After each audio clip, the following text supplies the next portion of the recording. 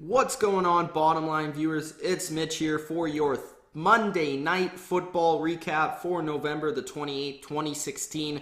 The Green Bay Packers defeat the Philadelphia Eagles for the Eagles' first home loss of the season. The Green Bay Packers go into Philadelphia with a shocking upset, 27-13, and manhandle the Eagles. So I'm going to talk about maybe the Green Bay Packers making a run in basically the end stretch of the NFL regular season.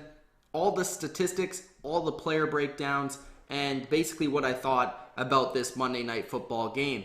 So the Packers did win 27-13. They are now 5-6, as is the Philadelphia Eagles. The Eagles look to be eliminated from the playoffs at 5-6. They still technically have a chance. They could win the rest of their games and go 10-6, but it's looking very realistic, specifically because they are in the NFC East division, while the Green Bay Packers are 5-6, but they still have a chance at winning their division, mostly because they have one man and one man only, and his name is Aaron Rodgers, with one of the most impressive games of this season for a quarterback, with a 92.6 quarterback rating, a 116 passer rating, 2 touchdowns, 313 yards, and a 30 for 39 performance. Aaron Rodgers was awesome in this game. He was vintage Aaron Rodgers, and he was what we have wanted to see from Aaron Rodgers all season, even last season. He was efficient. I thought the offense was a lot better,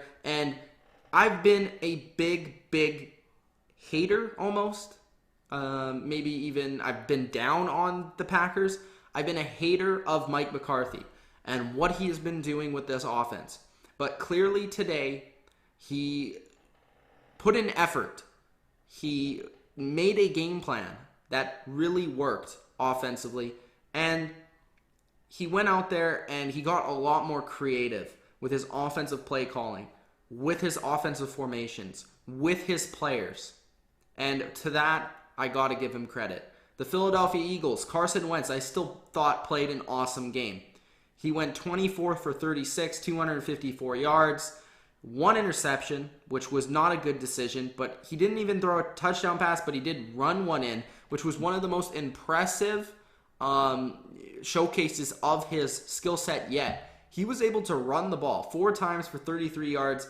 He had a long of 17. He looked quick. He looked agile. He looked fast. Carson Wentz adds another basically weapon to his arsenal in terms of Carson Wentz can make plays. I think this guy is going to be one of the best quarterbacks in the NFL in a couple of years. I think all he needs is to get a couple of weapons around him that are really one top-tier weapon and one secondary weapon, and I think this guy will be really good. I thought he played pretty well in this game besides the interception. I thought he doesn't really have a lot of help. He doesn't have Ryan Matthews in there to help him on the ground game. He had Wendell Smallwood in this game for 9 carries for 37 yards, but much of the game they spent passing the football. As you can see with 36 attempts, typically the Eagles like to run the football a little bit more. The Packers spent more of the game running the ball. 17 carries for 41 yards for James Starks, very ineffective on the ground, but I still think that the Packers' offensive line is amongst one of the best in the league, especially at pass blocking. They did not let up a sack the entire game. The Eagles sure had a couple of plays where they had pressure, but not very many. This is a defensive line for the Eagles that is their strength of their football team. They have Fletcher Cox. He's a very good pass rusher. Connor Barwin, very good player. They have a couple of guys that are able to get after the quarterback, and all they ended up with was 2 quarterback hits and no sacks. I think a lot of stuff needs to be said about the offensive line of Green Bay and also Aaron Rodgers' ability to escape pressure. A lot of that had to do with his 6 carries for 26 yards. Most of that was on plays where he was just getting out of the pocket and trying to make something happen. He also even ran, I think, 1 or 2 read option plays where he took the football and ran with it himself. But Carson Wentz, back to him, I still thought he played well, even despite a 75.5 passer rating, because he is the guy that makes everything run on Philly. He's the guy that's asked to make all the plays. I just don't think he has guys around him to really step up and make plays for him. Dorial Green-Beckham was his main target on the day with 6 catches for 82 yards on 10 targets. Darren Sproles had 5 catches for 48 yards in the backfield. Jordan Matthews was injured in and out in this game and never came back. He used 4 receptions for 47 yards on 4 targets. So he caught all of his targets in this game. Zach Ertz, 3 for 36 and 6. I think that the Eagles really need to get a tight end on this team that can work the middle of the field with their offense. I think that's a huge proponent of the West Coast offense that they run, and I just don't think that Zach Ertz is that guy. On the other side, Davante Adams had himself another big game and looks to be maybe Green Bay's best receiver at this point. 5 receptions, 113 yards, and 2 touchdowns on 6 targets. Jordy Nelson was targeted 12 times. He had 8 catches for 91 yards. Really that chain mover now on Green Bay. He used to be the big play receiver, but it seems like he's lost a lot of his speed. He can still catch the ball. He can still separate from defenders. And he can still do work in there, but he's not the same Jordy Nelson I think that we saw a couple of years ago. Randall Cobb, 6 catches for 41 yards on 7 targets, and those were the 3 main guys in the Green Bay attack. I just really liked what Green Bay did in terms of aligning Ty Montgomery and Cobb in the backfield with Starks, using a fullback with Ripkowski. I liked how they utilized their receivers in different sets, and it just being more creative, not relying on their players to win one-on-one matchups so much, but actually allowing them to scheme to get open. You know, there's a lot of offenses that their receivers, they run pick plays, you know, they run different schemes in order to get open, and it just seems like Green Bay really needed that, and they finally went to different things to try and score points. So this time around, I really like what Green Bay did offensively, and they seemed like they had a good game plan going into this game.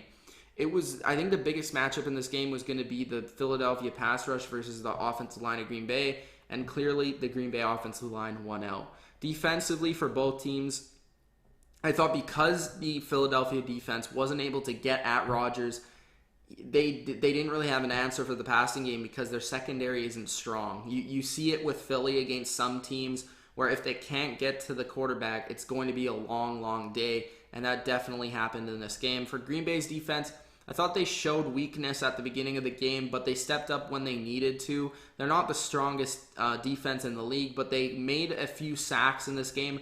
Definitely having Clay Matthews was huge for them. He got a sack in this game. He had a tackle for loss and a quarterback hit. Mike Daniels played pretty well as well. He's one of their better defenders on their team. He had a sack, a tackle for loss, and a quarterback hit. Demetrius Randall was one of their corners who led the team in tackles with 7. Julius Peppers had a lot of pressures. He had 2 quarterback hits, a tackle for loss, and a sack, and 2 tackles. He was probably their best defender on the day. And really, Green Bay, I thought in the second half, really stepped it up in terms of making plays defensively. Clinton Dix also had an interception in this game. And basically, that's that for the statistics. But like I said, I think most of this needs to be said about Green Bay. Can they make a stretch run? And it's all going to depend on if they can continue this flow and this good play from their offense. If they can score points, they have a chance to beat anybody. I thought they stalled a little bit, but it's against a good defense who is not lost at home to this point. They put the first loss on Philly at home. I think Philly's also been exposed to a certain point, especially offensively. They're not really being able to score very much because they don't have a lot of weapons, and I thought that would be their weakness coming into the season, and it definitely has shown that. But Green Bay has a chance to do something. You know, they have a lot of, I think they play the Vikings and the Lions. They don't have a lot of tough games. They play Seattle, which will be an interesting game, but that's at home, so they have a chance there, and Seattle just lost. If they can get a good pass rush on Seattle, they could possibly win that game. So it's very interesting for Green Bay, but they need to basically win out. So it's going to be intriguing to watch the Green Bay Packers. They could be one of those teams where they could be on a run in the second half of the season, but they don't end up making it. And you're like, in the NFC, you're like, thank God the Packers didn't make it because they could have done damage in the playoffs. So we'll see what happens with the Packers.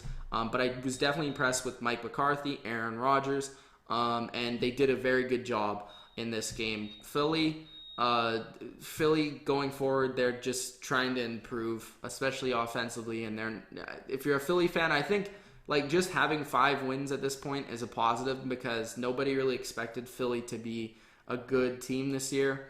I certainly didn't expect them to be 5-6 at this point, but Carson Wentz has been playing so well and their defense has been so much better than last year that it's definitely helped a lot. And I think those are some positives. So don't go out and, don't be on suicide watch if you're an Eagles fan. I think there's a lot of positives for this team. This is the recap for the Packers and the Eagles on Monday Night Football, November the 28th, 2016. The Packers took it 27-13 over the Eagles. Hope you guys enjoyed. If you did, Gronk spike the like button and subscribe for more NFL recaps on Monday, Thursday, and Sunday night. It's Mitch of the Bottom Line View. Thanks, guys, for watching. Peace out.